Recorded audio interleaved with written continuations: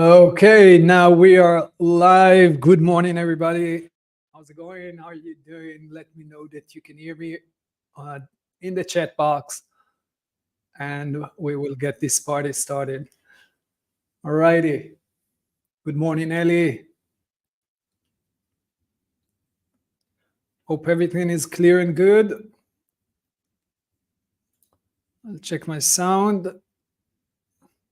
Write me in the chat box, please, if you can hear me.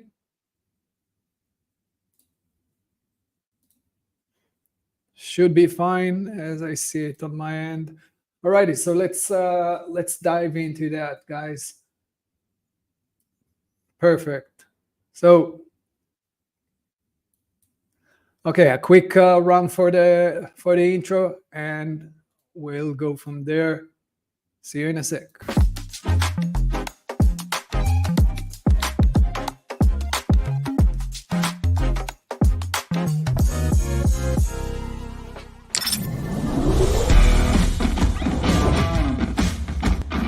Google wants 200, baby. You ready to get back to the trading action? You aim, you shoot, and make money. It's going to be a great day. You guys know where you're at.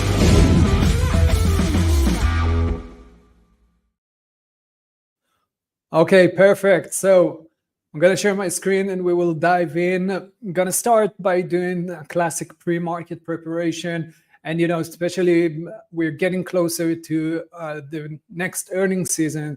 So it's super important for us to understand how to do that correctly. For those of you who've been with us and signed the newsletter, joined our newsletter. So we talked about it on last Sunday, and we're going to have a review of that as well today. So after the trading will start, or whenever we will have the right time, we will take a minute to talk about earnings season and the way you need to approach it.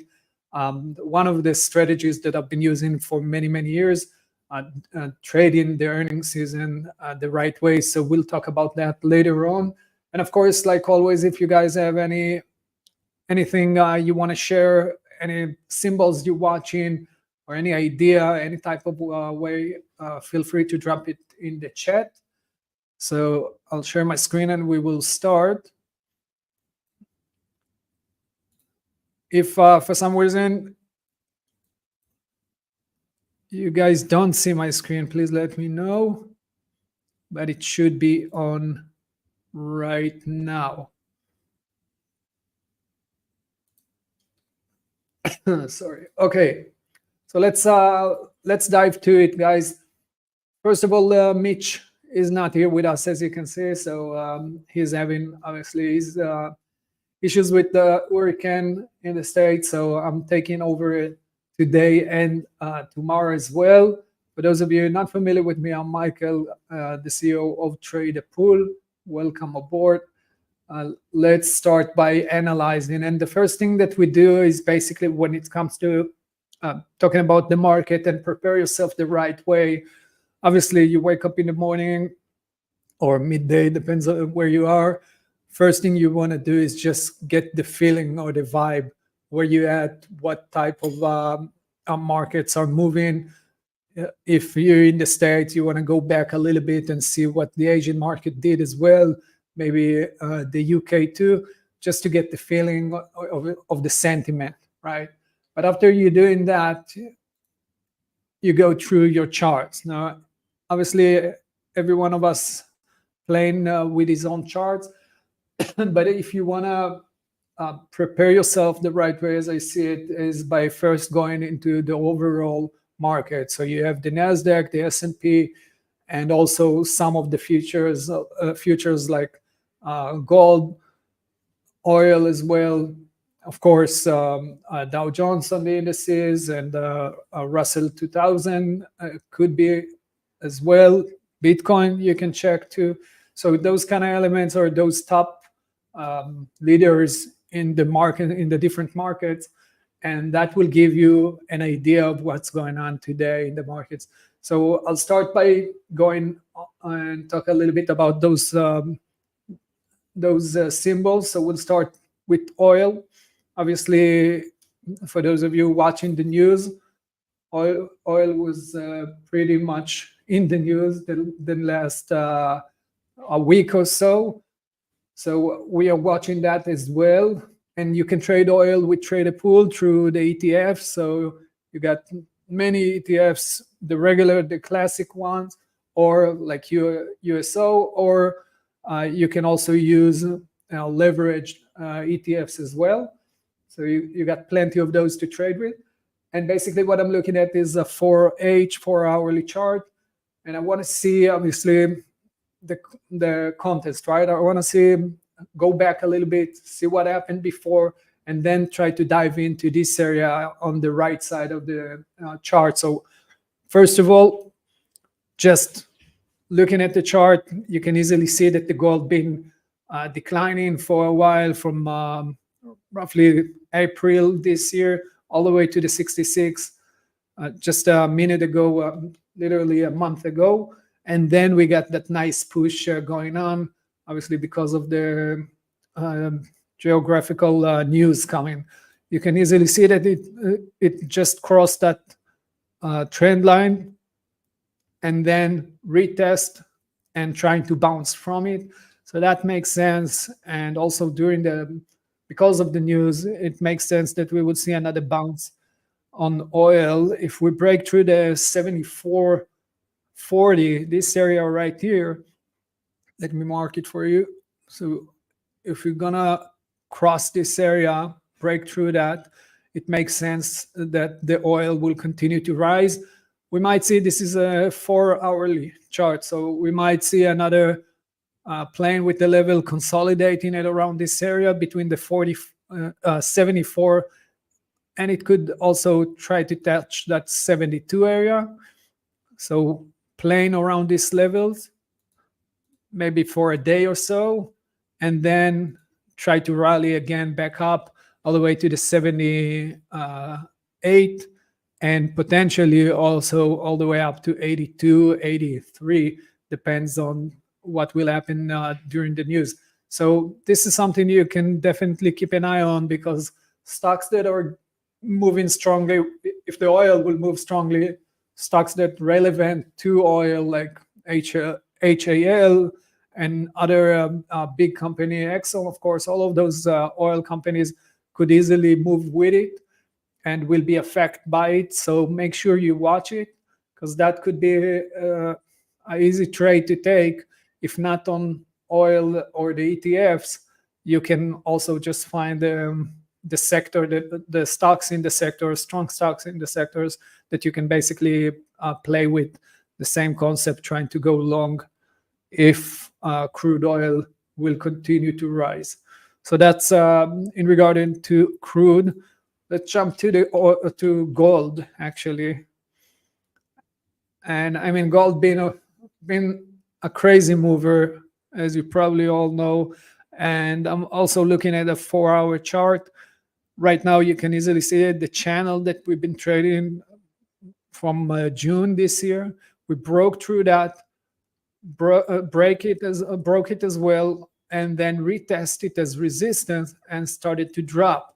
So one concept is to think of, obviously there is this support level right here at around 26.16, but makes sense, as we saw it previously playing with the levels, makes sense that we will see another drop on gold as well. And if we think in that, so that means that we can again go to the ETFs of gold. That could be just GLD and also leverage ETFs, or you can follow stocks that are relevant to gold, AUM, NEM, AU, and GOLD, and so on. So those kind of plays can easily be tested if the price will decline and drop below 26.23. You can assume that the price will continue to drop to test this support level of the trend line, and if not that, then dropping even more, trying to catch that resistance level from August this year. So those are the two scenarios I can think of on gold. gold. I had like a mix between oil and gold. And so those are the two one that I'm watching. Besides that, of course, Bitcoin. Also, you can trade with Trader Pool, all the ETFs relevant to crypto, or like always, Mara, or Riot, stocks that are relevant to the crypto industry and to Bitcoin. So in that case, we have everything related to that. Bitcoin is basically sideways. That's a huge move of a sideways, but it's not really climbing up like it did before, and not really dropping. Every drop, buyers are coming in, pushing higher. Of course, you have lower highs and lower lows, so technically you can call it a trend, downtrend, but it's not really a downtrend because it's a sideways. So in that case, we can just wait and see until we reach those major support levels. One is here at around the 54 area, between 54 all the way to 52. And then you got the top at around 72 area that we can play with. So one thing, just wait until you see a strong move coming, but really impressive one. So not just tiny candles with many wicks, but actually a major move. The screen does change. Oh, okay, that's important. Hold on, thanks for that.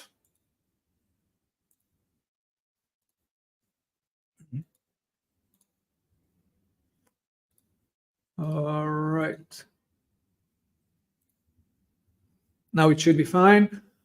Okay, so I'll recap just a tiny bit to show you what I marked. So that was on gold. We're trading within that trend line, a nice one, and we will probably try to test that support level of the trend line. On oil, it was that play basically between 74 to 72. We might see some consolidation, and then when the news will change, we will see the push to the upside as well. So that's something I'm keeping an eye on. And then I talked about Bitcoin. And like I said, on Bitcoin, it's not really, I mean, you obviously can trade within those levels, right? You do have the 67 area and a little bit above it, 70. But technically, the most important levels are right here between the 54, 52, and 72.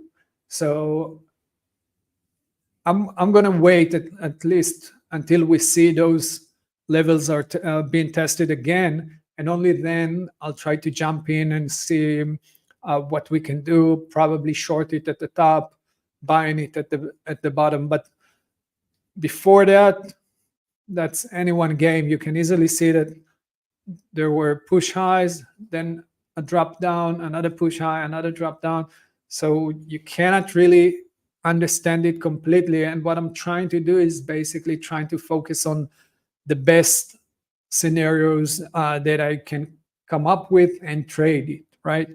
So if I know that the major level is at around the 72,000, then it doesn't make sense for me to try to enter or play some trades here at around the 62 right now, because the major level is 72, and that's actually where the big money will come in, and the chances for me to make money of that level, the 72,000, it makes more sense in that regards, and give me more percentage wise, increasing my percentage.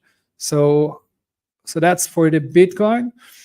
And of course, we do have the classic, the S&P and the NASDAQ. So let's talk about those two guys. And of course, later, the VIX as well. So NQ, 4-hourly chart. Not a lot lately. I mean, from like the last 2 weeks, we've been kind of sideways. I did know one trade here wasn't an amazing one. Just close it break even, maybe a tiny bit in profit. But besides that, I'm just waiting again for the next level. I'm waiting for the right area to act when we'll reach that. Remember that you don't really need to trade every single day. And maybe when it comes to stocks, you of course will have a lot more opportunities than if you only trade in futures, because you have with Tradepool you have 12,000 symbols, so you can find those opportunities every day. But make sure that you only trade whenever it's the right moment to trade, because a lot of the times I see traders that are just clicking the mouse key, even not because they wanted to do that trade, but just because they cannot hold themselves back, and just itchy fingers, right? So when you actually wait more and get your right setup, then you will see the right results, and you can see a really progress in your trading, a real progress in your trading. So just try to be more patient regarding that. Alrighty. Besides that, so NASDAQ 4H, again, we broke through that level, right? This is the channel we've been trading and talked about it many months along the way. We broke through that, got back to it, almost reached that bottom, took a great long here. We talked about it on the newsletter as well. So for those of you not familiar with our newsletter, just sign up for the hub at tradepool.com. And eventually, last week or so, we reached that resistance again, dropped from it, but basically doing a sideways move, not a whole lot to it. I'll remove this one and this one as well.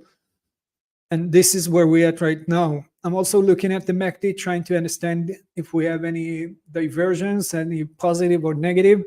There aren't any currently.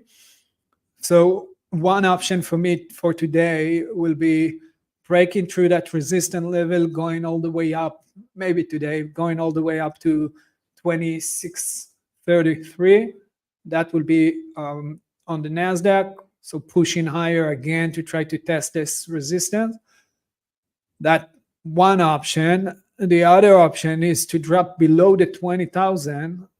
So that's the area of the 20,000. So it's between 20,000 to 19,875, right? That's a bigger area.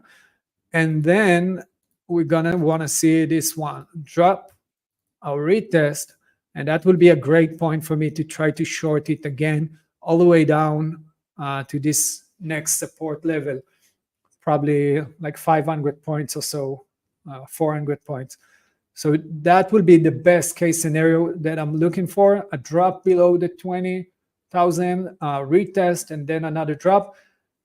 And that will be the trade that I want to actually execute if it will happen on the NASDAQ.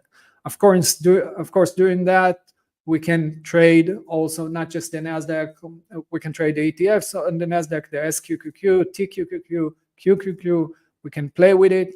Or, of course, big names like Amazon, Nvidia, Google, Apple, they're all going to drop once the NASDAQ will drop as well. So one option, a strong break from the beginning that will push all the way higher to this resistance level. The other one is a drop, retest, and then continue to drop. This is a 4-hourly chart, so a 4-hour chart. So it might not happen today. It could run all the way to tomorrow or even Friday, but that's what I'm aiming for, at least right now. Hey, Stefan, fair. Okay, guys, if you have any stocks you want to follow as well, feel free, send them in the chat box. Regarding Perry, you asking about the confirmation. So in my case, at least these days, obviously I've been trading for roughly 17 years now. So of course I went through the path of waiting for that confirmation and waiting for that reversal candle, dark cloud, piercing line, hammer, whatever it was, and then only entering that trade, putting the stop loss below it, and so on. I can tell you that these days I'm not waiting for that confirmation, because what I'm doing is actually starting to scale into the position with a small chunk. So for example, if I'm taking this potential trade, let's say we saw the drop and then the retest. In most cases, I'll zoom in for a second. Okay, so that's the play. Let's say we saw the drop and then a retest. In most cases, most traders will wait for that retest to see a reversal candle, let's say evening star, and then a drop below the evening star, and then start the short. What I will do is see that drop, the retest. Once the retest will get to that area of 19,900, I will start shorting it. I will start by a small chunk, 10-20% of my full risk, and then add more as it continued to play this level, or if it start to drop to my favor. So basically, instead of waiting for the full confirmation and then going all in with 100% of risk, what I'm doing is just building that position along the way, along this area, and then I'm giving myself a better chance to be in that position, and again build it so it won't risk too much. Because if I'm entering here without the confirmation, it might, after one candle, continue even more against me. But that's totally fine, because I only took 10 or 20% of my risk. So instead of taking the whole chunk 100%, I'm just building it one step at a time. And for me, it works the best possible way. You can do the same thing and wait for the confirmation. I've been doing that for a very long time, the concept of confirmation, and it works, obviously. But for me, I found it much simpler just to start building that position around this area. Okay, so that's the NASDAQ. Roughly the same as the S&P, but a bit weaker. You can see here, this is the S&P, and here you can see, sorry, this is the NASDAQ, and here you can see the S&P, right? So looking at both charts, roughly the same. You can see the bottom here, and of course they're moving quite the same. So, but one thing that the NASDAQ did that the S&P didn't, and this is also super important to understand when it comes to correlation between the indices, and just the fact that obviously they're all working on the same level, right? They're moving the same direction. When the Russell is moving, the NASDAQ and the S&P moving the same, in most cases moving the same direction. So, but it's still important to see which one is stronger than the other. So for example, you can see the S&P broke through that resistance right here. I'll mark it. And just did like two candles up, not a strong move, and then dropped, right?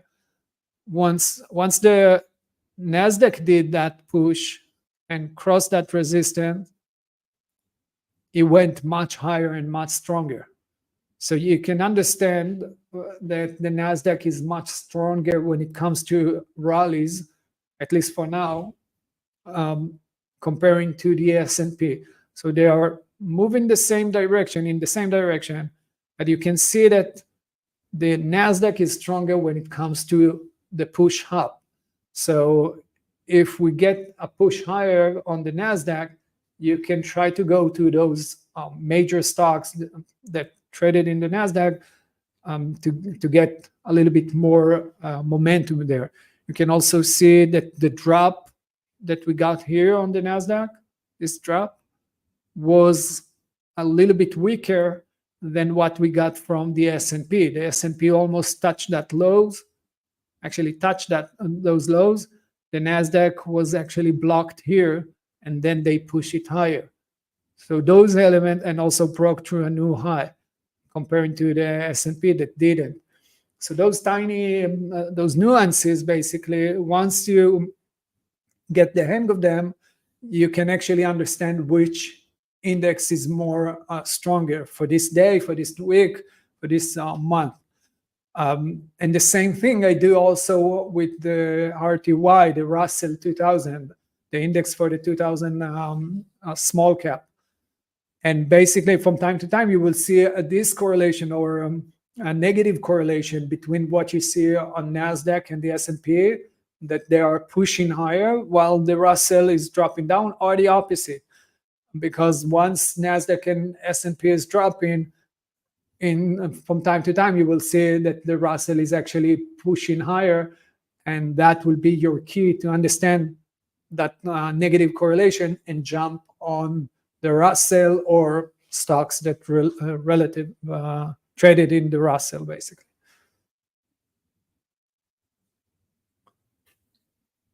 Okay, cool.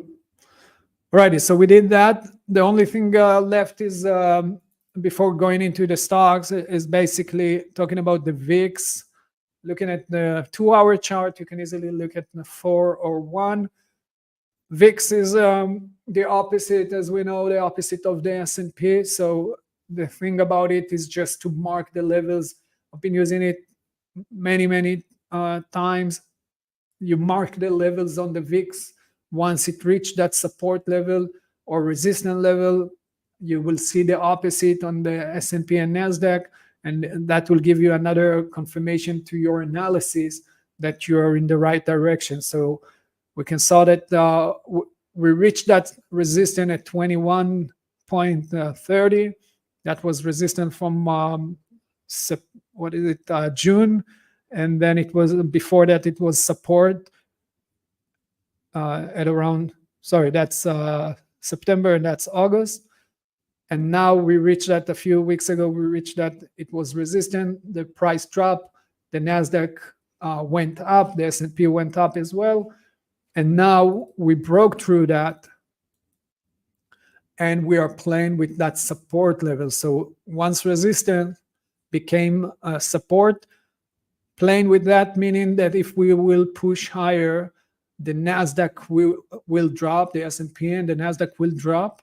So if we will see another push, which makes sense, we will see the indices dropping down, or opposite, a break of that support. So basically not holding that support and dropping all the way to the next support level at around 1920, that will lead the market to rise up. So as we saw, we have two scenarios for the market, right? When I'm saying the market is the NASDAQ, but it's the same thing for the S&P as well. One option, a drop, retest, break, continue to the downside. The other option, start a strong rally, pushing 1, 2, maybe top 3 candles and reaching that resistance level right here. So in that case, we will have the same correlation on the VIX too. So just keep an eye on the VIX. Always mark your levels there. This is a huge tool to understand that your analysis is in the right place. Okay, continuing. Let's, Eric, let's go to the charts and try to find the right stocks to trade on. What I'm doing is basically going into my scanners. You can, of course, use any type of scanners. We also have it in Trade Pool. And what I'm doing is going to the pre-market movers, right? I'm sorting the list with the highest volume because I want to see a few things when it comes to trading stocks. The right asset for the same day is volume, the movement, the change, right? And once getting into news coming that supporting that volume and the change, and once starting, once going into the chart, you actually want to see that there aren't any blocks of resistance or support that can block the trade to continue. We will see that in a second. So I'm just looking at the charts, looking at the list.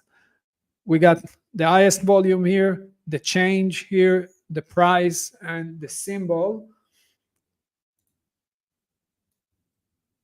Okay, so this is what I'm looking at right now, ALTM. So 156 million shares right now. That's insane. $1.2 dollar move. Only $4 stock. Let's dive in just a tiny bit more and see what we have in the during the pre-market. So right now, okay, that was yesterday, but today we are already up to 550. That's insane move all the way from 2 all the way to almost 6 in just a few days. And what we want to see is basically marking the levels. What we want to do, mark the levels like we did with the NASDAQ and the S&P and those. We want to see what happened, what will be the next major resistance. So what I'll do is just go to the hourly chart, the easiest one to spot, and you can easily see where I'm standing right now, the 550, where we're at as well. That's a major resistance, right?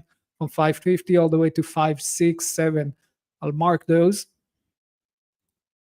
So this is the area, the first one that we can easily mark. Let's push it all the way to the right.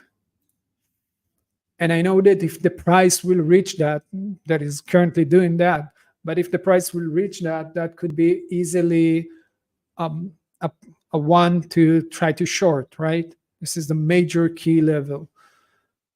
Another one above it is the close of the gap. We're talking about around January this year. So we'll mark that as well. Hey, how's it going, guys? Good to see you here. And of course, we have another levels, just the gap that is still open. So you can mark them as well. But I want to mark another level because now that the price is at around 550, let's say it will drop and not continue higher, right? I want to understand beforehand, I want to understand what will block the price from dropping down. So I'm going to mark the levels. This is the one that I'm marking, the 5.2. Makes sense to mark it because you can easily see that we have this resistance level or support level before and after, and the gap that got opened here. So this is definitely a key level to watch for. So now that I have all those levels, I can drop to the 1 minute chart. And on a 1 minute chart, I can try to add the pre-market and try to understand what can I do with it. The only thing that I'm watching is we had a nice move. This is the pre-market 1 minute chart. So we had a nice move to the upside and then a sideway. I'm going to go to the news just to see what happened there. Because if it's a acquisition, yeah, okay. All righty. So yeah, intro to acquire. Okay, so they actually it looks like acquisition. In most cases, when a stock is buying another stock, another company, a company buys another company, then we will see the gap up, but then a sideways move, something that is very not usual when it comes, especially when it comes to penny stocks. In most cases, you will see another move up or down during the pre-market, and not something like this, as you can see it now, a push and then to the right. This is why I wanted to check the news, and I got that feeling because this is how it looks like in most cases when a company acquires a company, other company. So in that case, we won't play with it. Yeah, exactly. Thank you. Day trade with Tony. Thanks, Tony. I didn't know that they acquired that. Okay, so now we have it. It's not relevant, but at least we learned about how to mark the levels. So I'm continuing basically and push and going over the list. Again, I have this list right here, the pre-market movers. Again, looking for volume, looking for change, and also the news as we just realized. I will jump through them and see something that I can play with. Of course, NVIDIA is always I want to watch. We'll talk about it in a second. We still got plenty of time. BABA, let's talk about that. BABA is up or down, actually, $3.5, 1.5 million shares. Looking at the hourly chart, because it's a Chinese company, ADR, so in most cases, you would like to see them with the pre-market. Otherwise, you will have lots of gaps, as you can see. So this is what I'm going to do. But just before that, I want to see a little bit more history. So I'm going to go to the daily chart just to have a quick look, like we did with the rest of the market. We just want to understand what's going on. So we can see that it dropped from 319 all the way to 60, and now consolidating and trying to push higher, reaching that resistance at around 120. Obviously, that's a major resistance. We can mark it from here already, and then drop to the hourly chart and see what we can come up with. So hourly chart, adding the pre-market just to have a little bit more information. And then, it looks great. Let me add the MACD as well.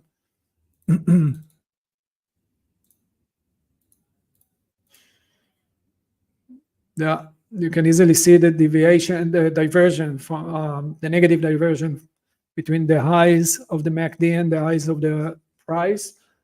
Now dropping down nicely. Looks pretty good to continue the drop, to be honest. Obviously, there is this support level at this area where we're at right now, the 105-ish.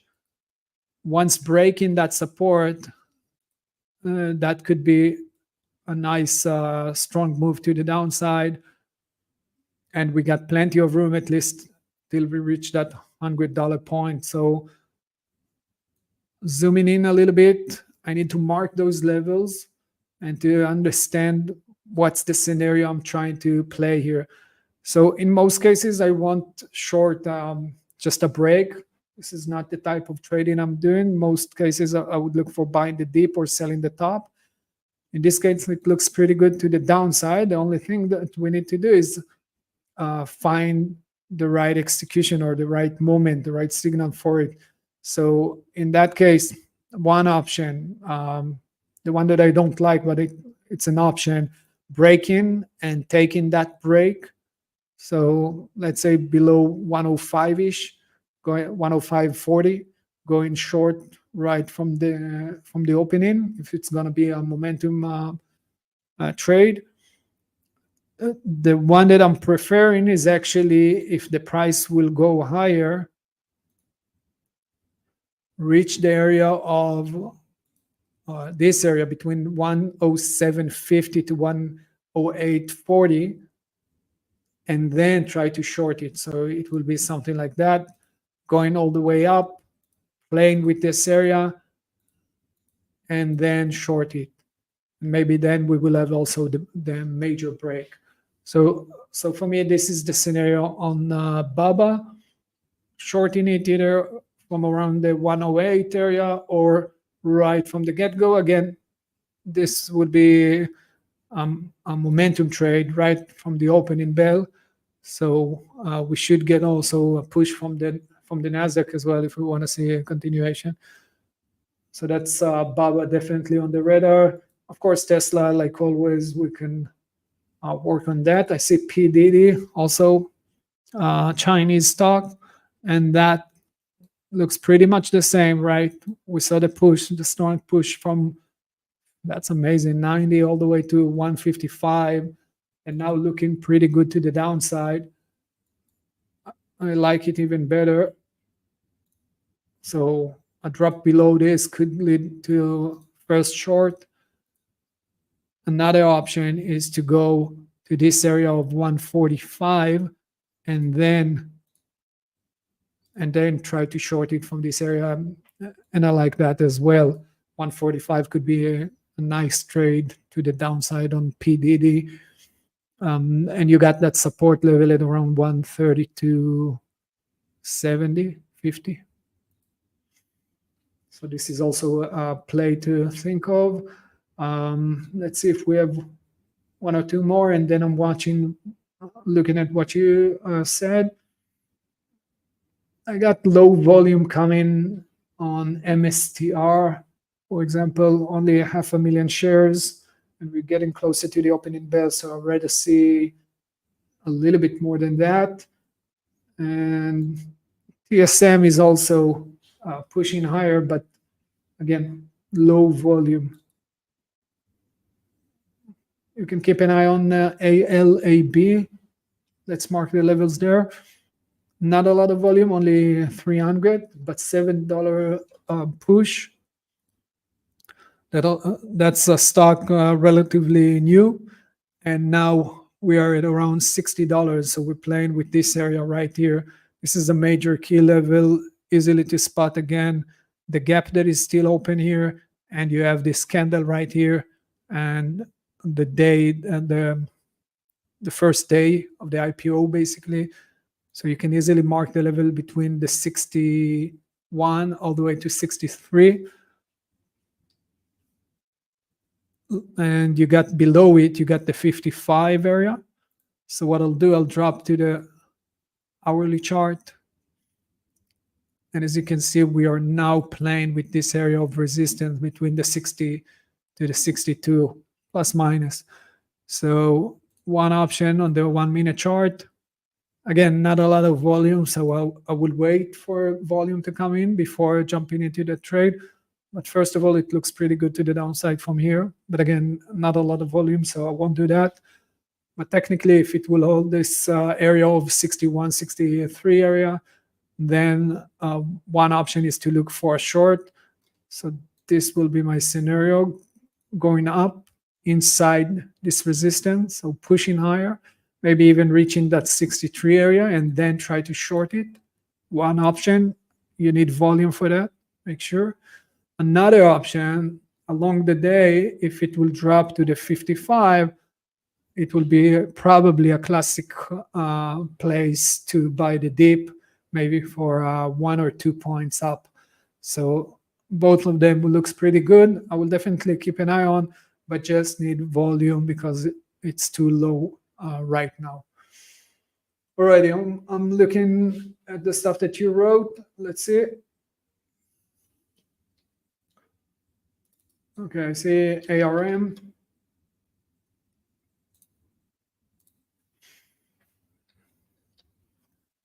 Yeah, the only thing that I'm missing on ARM is basically the move, right? We got like 60 cents or so.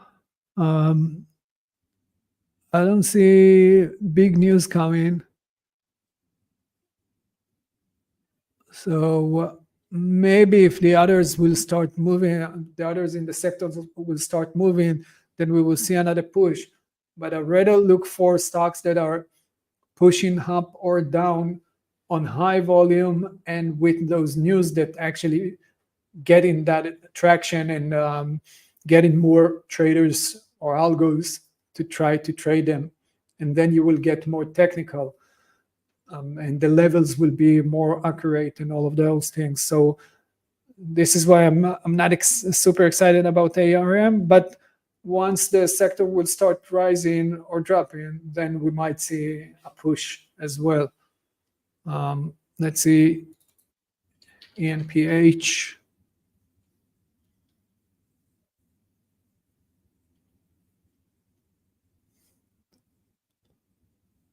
Okay, I see the news coming. The target 102 from 100. Okay, still it's above the price of which was that Morgan Stanley, but that could work too. Let's look at it. Let's drop the pre-market. Now we're at right at 104. So a nice play could be on ENPH is if we'll drop to this 101 and then try to buy the dip here, because again it's similar to what we saw, kind of similar to what we saw on the Bitcoin. It's moving up and down pretty nicely, but still consolidating, right? On a bigger picture, it's just consolidating. So I'd rather play the levels at the top or the bottom and not in the middle, unless we get in some major news coming that pushing the price. So 101 could be an easily one to work with, roughly with a $2 stop area. That could work. We can keep an eye on that. WW, let's see that. 166 right now. Okay, interesting. 166. Let's put on the pre-market. Obviously, we have this huge extension here, so it makes sense we will see it drop. But we need to find the right level. Okay, I see that we already started to drop. 19 was, yeah, you can spot this area right here between the two. Yeah, between the 2 to 19 or so. Probably missed it by just a tiny bit, and also above it at around 2, between the 210 to 220, also major resistance level. So in that case, if we will continue higher and break to that 2, I would try to short it at around 2.2, sorry, and that will be an area to start seeing the price declining. And for that support level, you can mark this 140, 144. That could be your support guide. So right now, not a whole lot to do with it, but wait until you get to that 1.4 area, try to long it, or if we break through the 2 and go all the way up to 2.2, then this could be a nice place to start selling the top. That's on WW and CLV.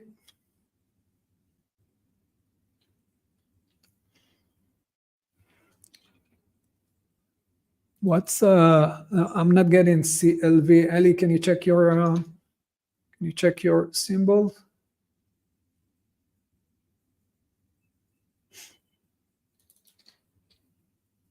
Okay.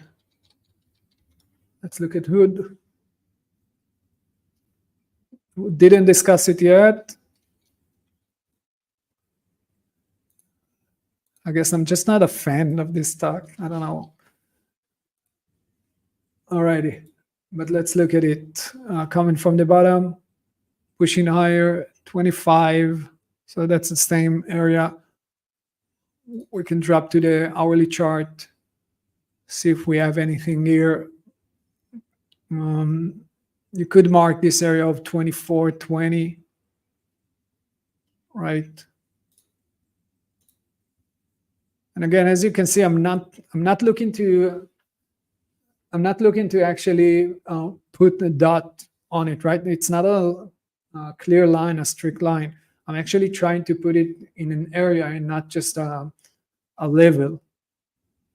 And that's also important, because obviously that could easily play along with it and then do the break. And in most cases, if you put just the line, just a strict line, straight line, you can actually get a lot of choppiness and get a stop out. And instead of that, you can play with the level and build your trade, your position. So in that case, around the 24.20, that could be an area to look to buy the dip. I don't see a whole lot to do with it currently. And again, I'm just looking for strong major levels,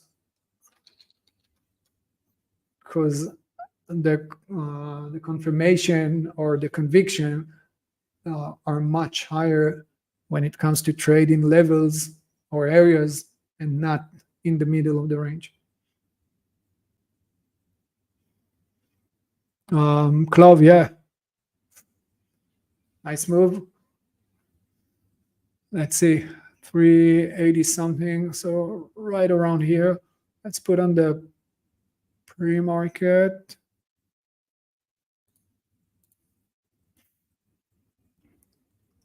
And mark those levels. Of course, we have this area where it already held at around 365. And then the 310, right? This area. So a nice quick move could be a drop below the 3.6, retest, and then drop all the way down to 310. That could be a quick trade on that CLOV. Above it,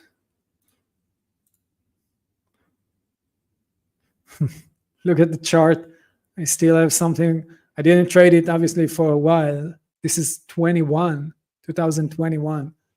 That I had a few trades there. So let's see above it. We're talking about above 4.3. We still got this gap. That's a long shot for today, right? It's 640. A gap that is still open from 2021. So this area right here. So 5. Nah, it's too far for today. If it will start running, then that could be interesting to try to catch, because the next major level is 580. Let's keep an eye, if not today, then a few days, then along the way. Hey, Eric, not a whole lot. We're going to start our trading day just in a few.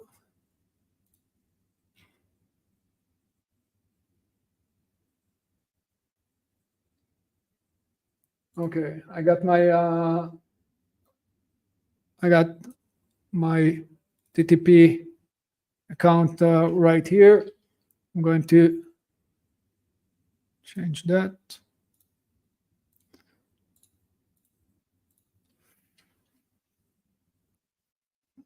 And let's wait for the market to start.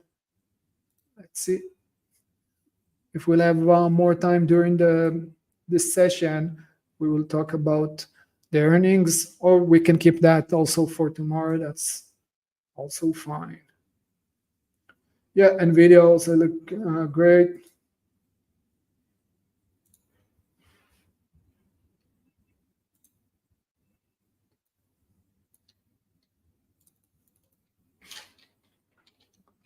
All righty.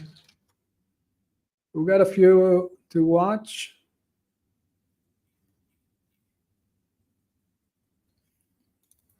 Really into Baba and P. Diddy.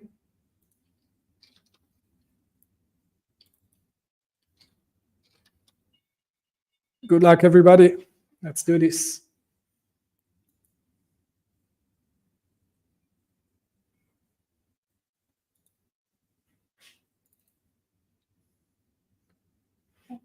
Okay, NVIDIA pushing.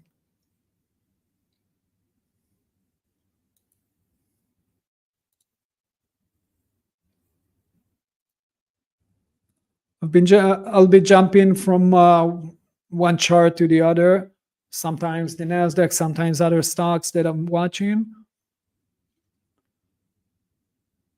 But the most important for me is to try to focus on what I already planned, the stuff that we just talked about in the last hour or so. If I see anything going on with what I already planned, then I can execute that. If not, and only then, I will go to the scanner again and try to find something that I maybe missed, or something that's coming up on the radar right now. But I'm first trying to focus on what I already prepared to.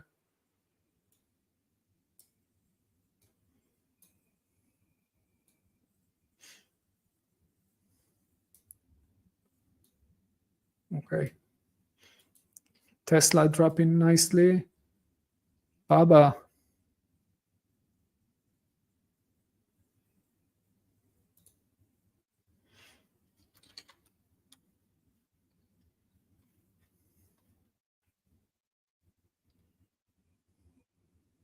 Okay, we talked about Baba either breaking that support and going into the short position or waiting for that push to the 108. Gonna wait a little bit. Hopefully I'm not missing it. Still didn't break.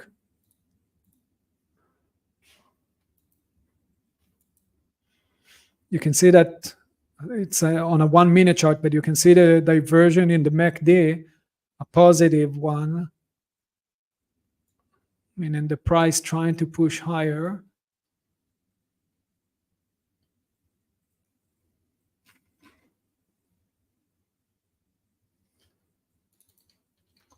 Let's see if we have anything on Tesla.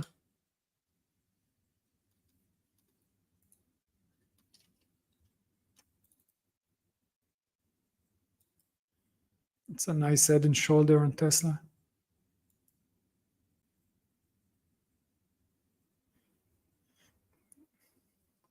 And we do get room to the downside all the way to the 238-ish.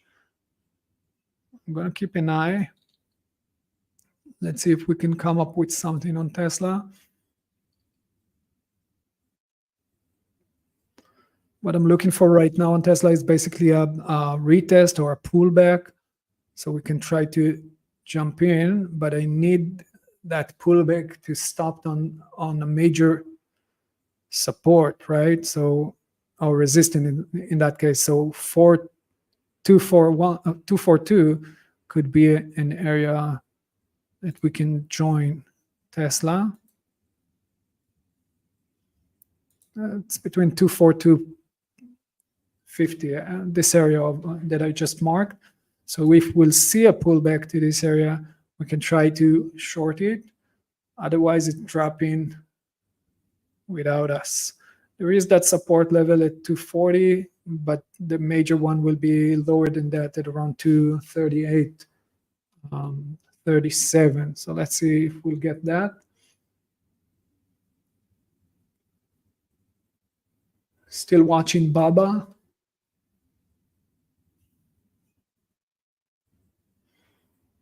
Price pushed up, then dropping down again.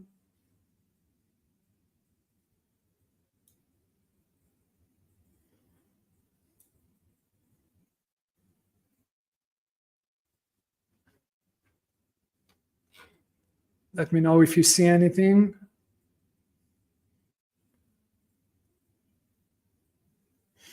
I'm going to wait for Baba to drop below the 105.40 before I'm entering a break.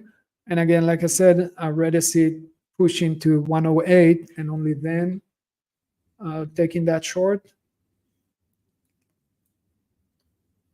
Seems like Tesla went out without us. Market is dropping.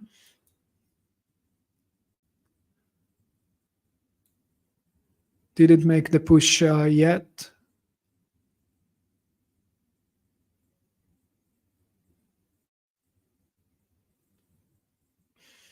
Yeah, but you know what? I'm looking, Eric, on I'm looking at NVIDIA as well. The thing is, it's just dropping, right? It's kind of hard to actually find the entry price here, the right entry price. And we do get to that close of the gap area of 132, 133. So not sure about that, about going in. Maybe if we see a push to the upside around 133.80. Okay. Going to go over my scanner and see if there is something else, because those that we watched didn't do much yet.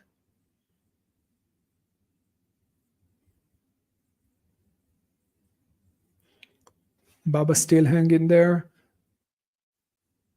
PDD. Oh, okay. ALAB.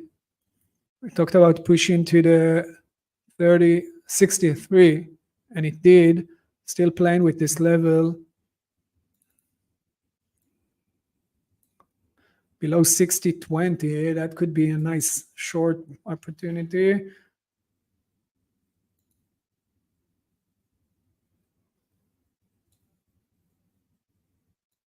Already with 2 million shares. That's totally fine. Okay, I'm going to take that short below, only below it, because that's not the A plus setup. I rather see also a negative divergence in the MACD before entering. This is why I'm only taking it below that 60.2 and not entering right now.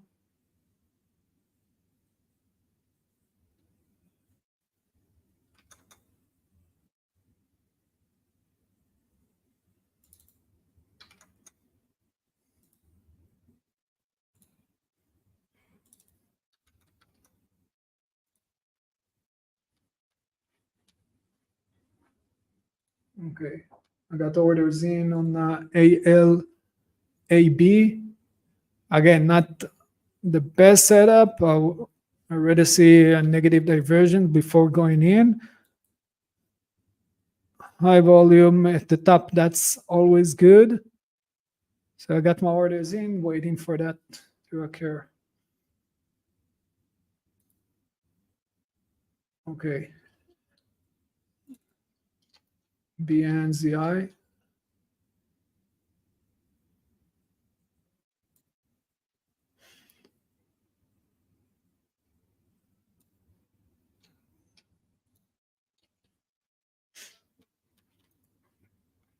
think it's already started a drop. What do we got on the hourly chart? It's a nice push on NVIDIA.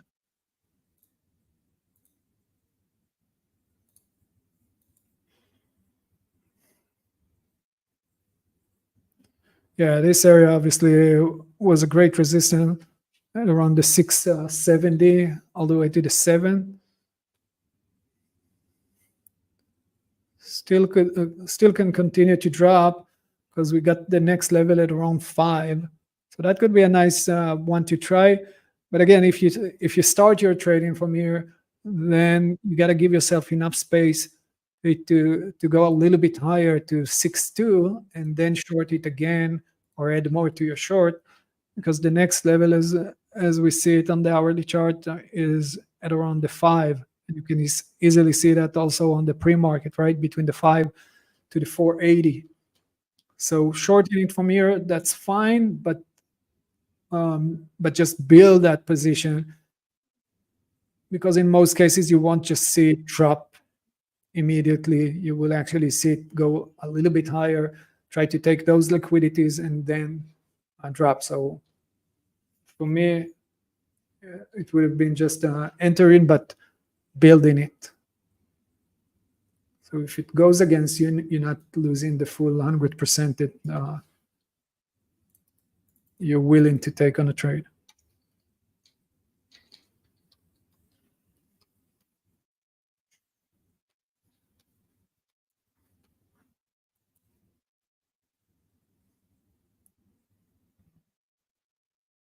Okay, let's see if we have anything else. Still waiting for that ALAB.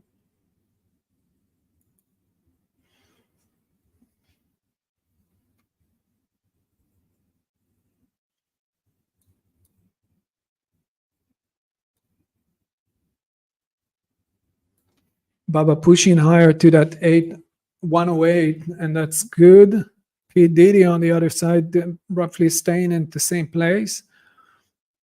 NVIDIA is doing that pullback, but we need to mark the levels first. To see where we at. So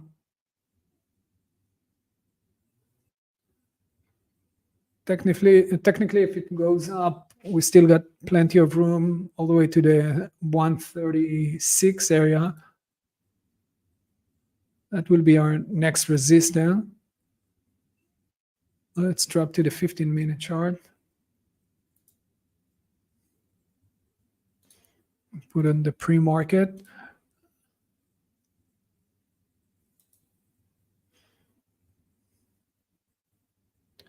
Now we can try to play with the 133.60 if it will go to that level. And this is a tiny pullback, so I'm not going to enter here, even if it will drop. Not going to do that.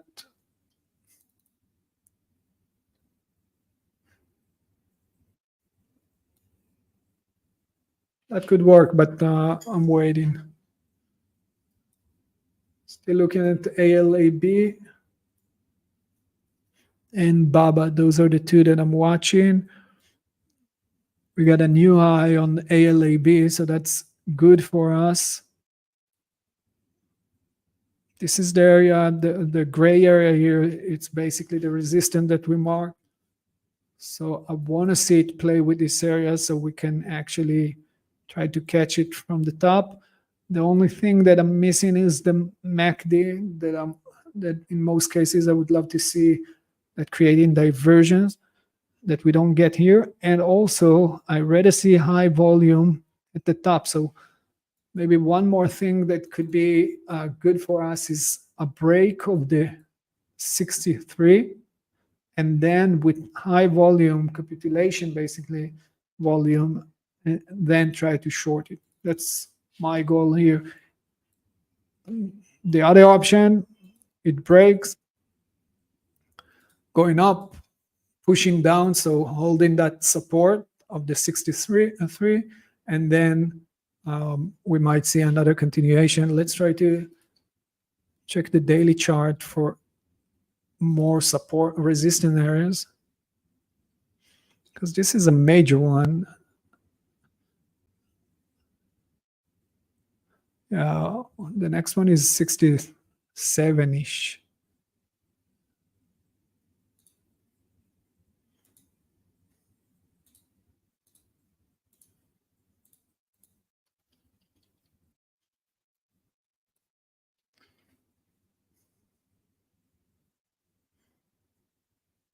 Yeah, that's the area 67, 68. So if we are breaking above it, above 63, and retesting it as support, and then we might end up taking that long all the way to the 68. Nice drop on NVIDIA.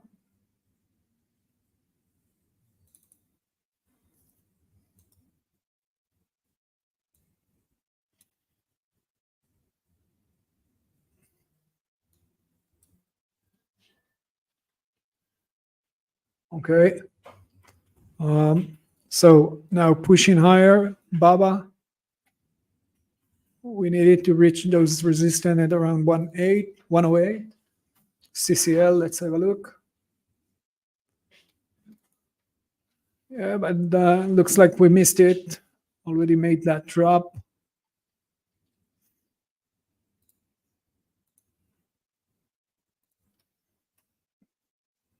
Good resistance on the hourly chart from the 1950. One scenario that I will watch for on CCL is the 1950 is a key level, right? As we saw just a second ago on the hourly chart. So another option could be pushing higher, reaching that 1950, breaking it. So it will look like a classic breakout, but it will actually be a reverse break or fake break, right? If so, then we can short it from this area. So I want to see a break of the resistance of the 1950, break to a new high, and then look for the downside, again with high volume coming at the top of the range, and also negative diversion in the MACD.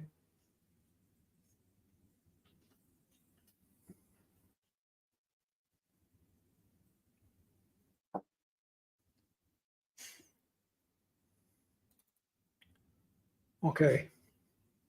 Tesla made a nice but strong correction.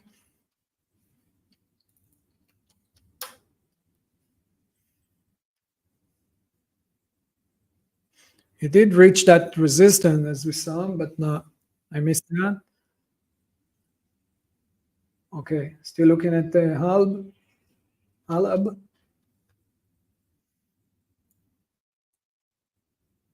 Look at that.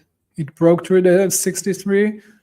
Not a huge volume. Already see a higher volume coming in here. More volume to get those guys in. A lot of the guys that watching this chart and saying, you know what, it will go above 63. Let me dive in right now. Let me click the mouse key and buy with a market order. And then it's easier for the other side, as we said, smart money to sell their position.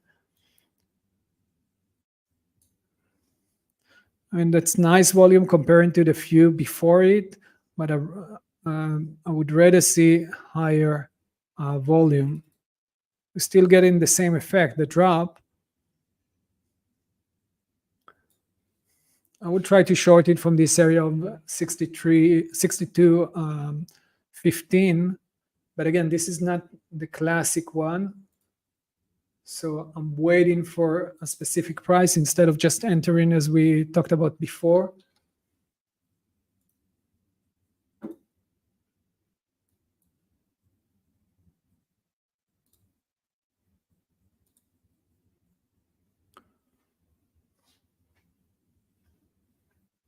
Okay, and I do see Baba pushing higher, reaching that 108.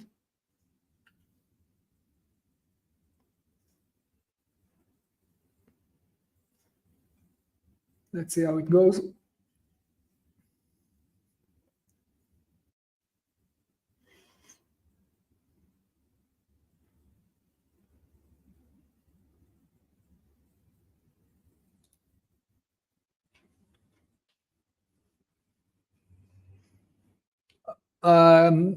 Yeah, the guy is asking for Indonesia. Yeah, it's unfortunately it's prohibited. Yeah.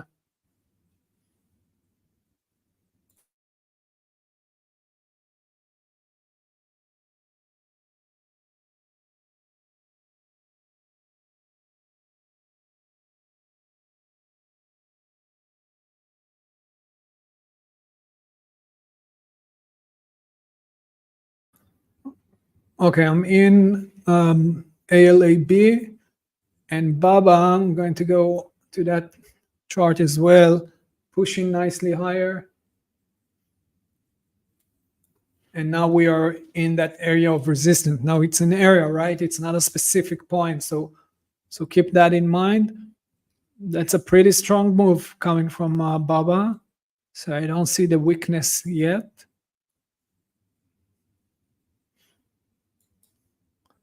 I'm still keeping an eye.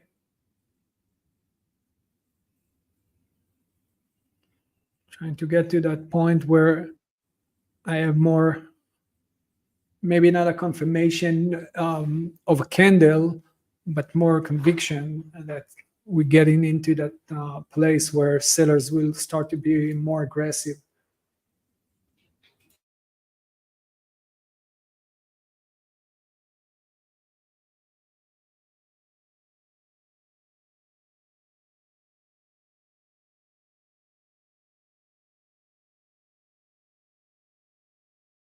Market is still not doing a whole lot.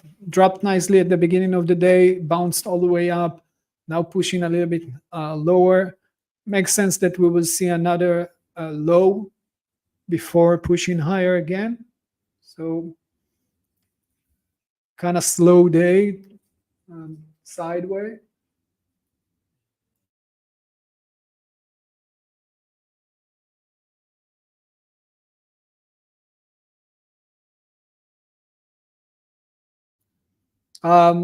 Guys that ask about Indonesia and Malaysia, sorry, I'm correcting myself. It is relevant for you as well. Come on board.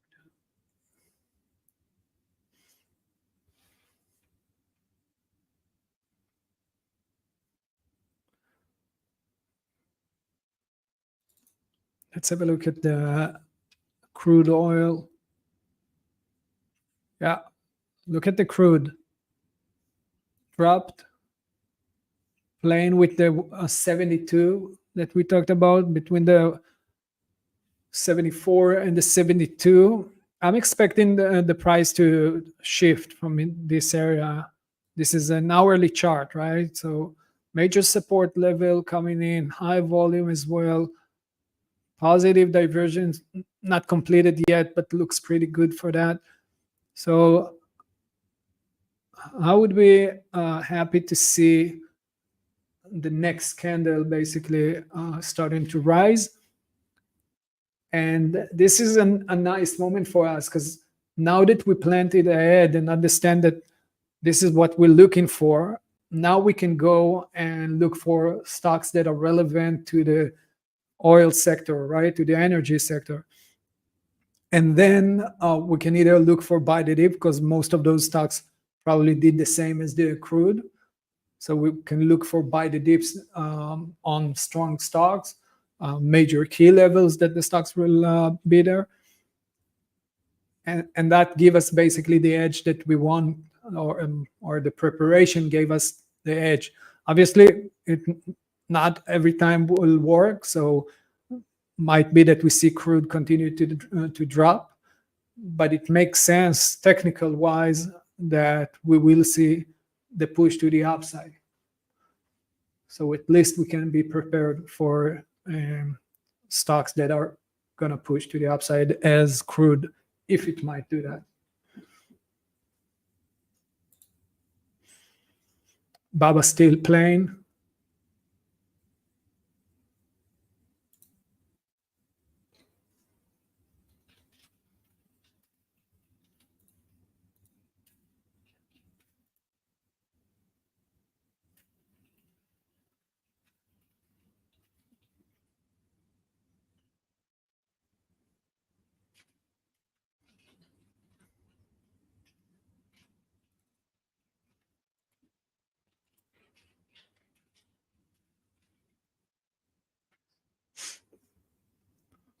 Okay, I see that we have a few minutes, so we can talk.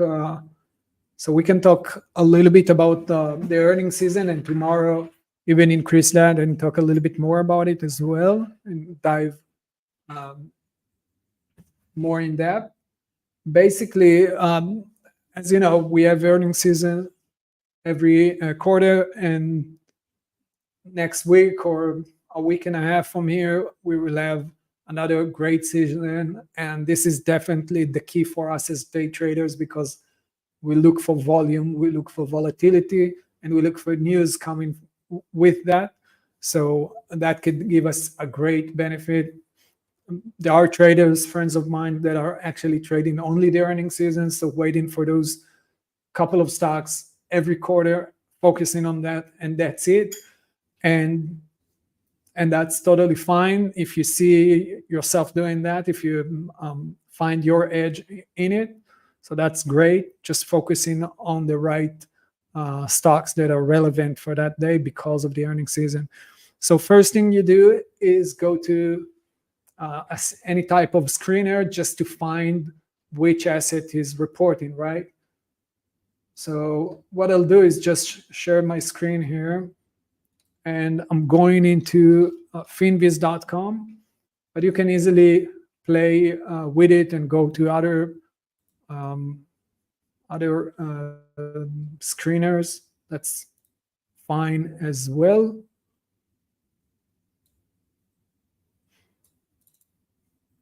Okay, going into the screener, I will go for, I will mark the earnings. Let's say next week.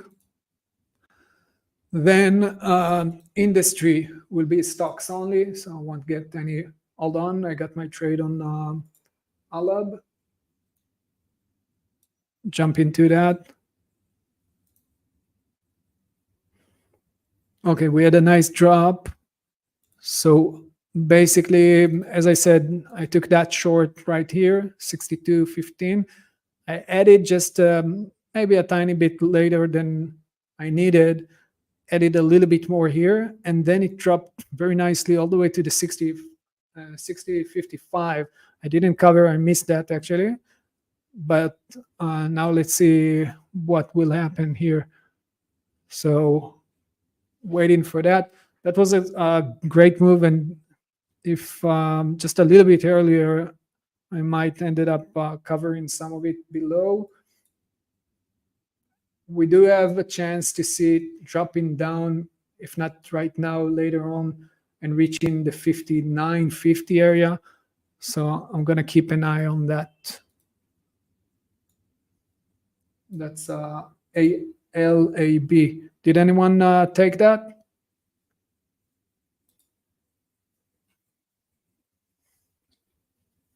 Yeah, I'm also watching NVIDIA on the other screen.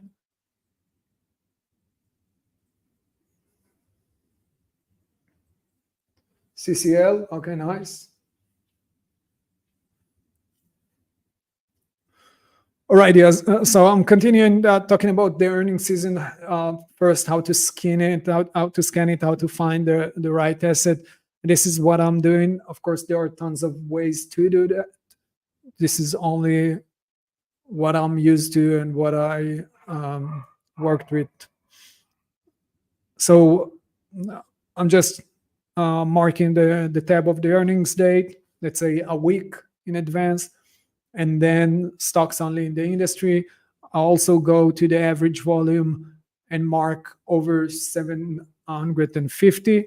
So I will get stocks that are actually moving besides that specific day, or actually having enough volume every day. Besides that, you can go to the technical tab and choose the ATR, the average true range. ATR, basically the range that the stock can move on average, 14 days in most cases. And that I will put over 1.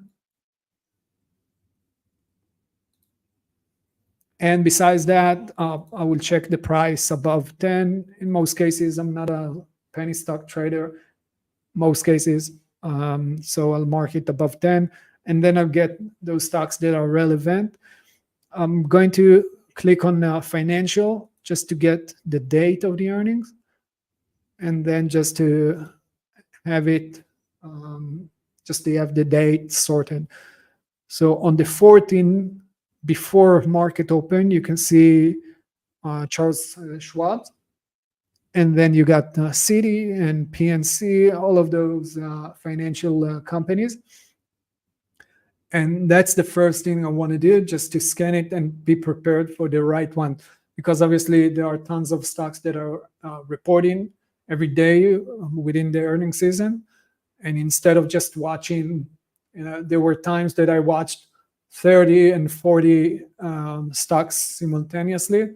So instead of doing all of that, save yourself and just put a little bit more parameters to just clear the scanner, and then you will see the right one to watch.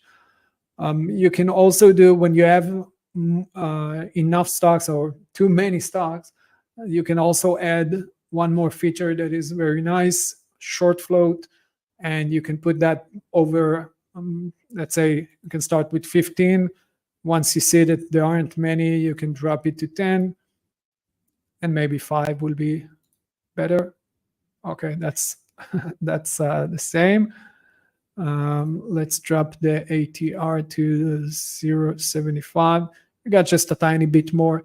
So basically the flow chart will obviously show you how many, what's the percentage of the position that the guys are holding in short, or the shares that are in short within this company. So that could give you an excuse for a short squeeze.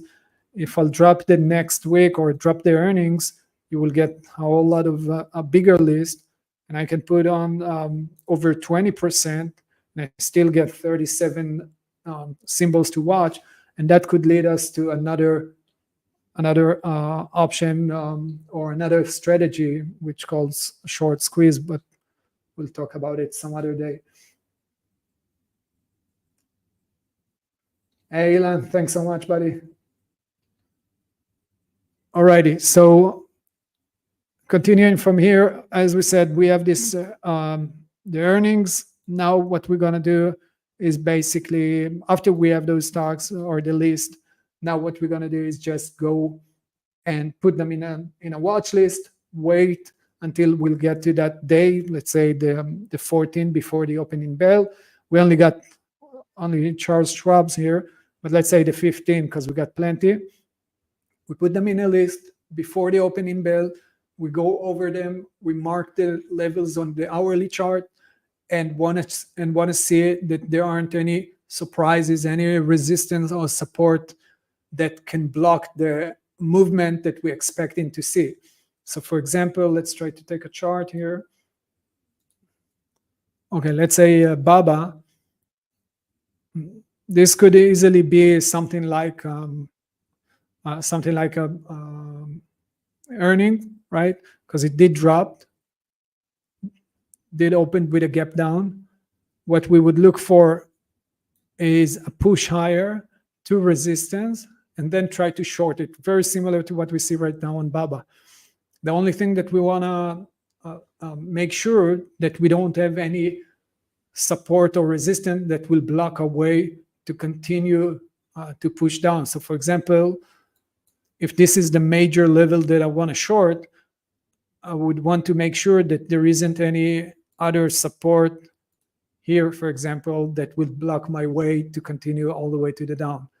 So those elements that we basically have a free space to play with, and the stock can easily move from the top to the bottom. So this is pretty much how it would look like when it comes to trading those earnings stocks. And BABA looks pretty good. I'm going to short it.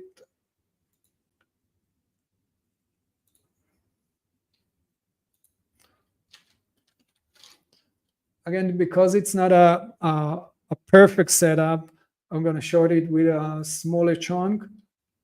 I'm going to give myself I'm going to take a lower risk just because I'm not getting the full picture or the full parameters that I want to see. And what I'm looking for is that, as we said, this is a major resistance. So we expected to see a drop from here, but I also wanted to see the increase of the volume at the top of the range where I didn't see that, and also the MACD divergence. So what I'm doing is starting my short position, but not with my full risk. I'm giving myself an opportunity to add more to the position if it will either go against me because I'm only risking 20% or 10% of the risk, so I still can add more to the position, or if it will go to my favor, I can easily add as well. So for example, if the price will continue higher and reach, let's say, this area right here, 108, right? 108.20.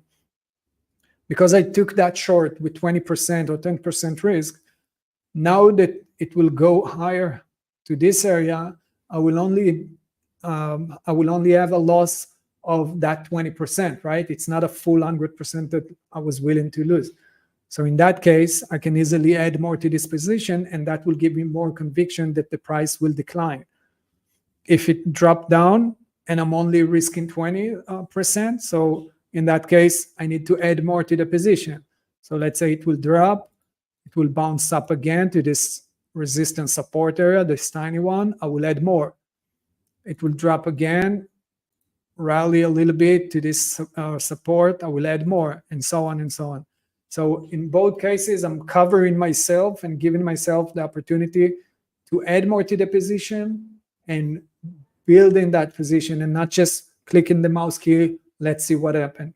I'm actually managing the trade.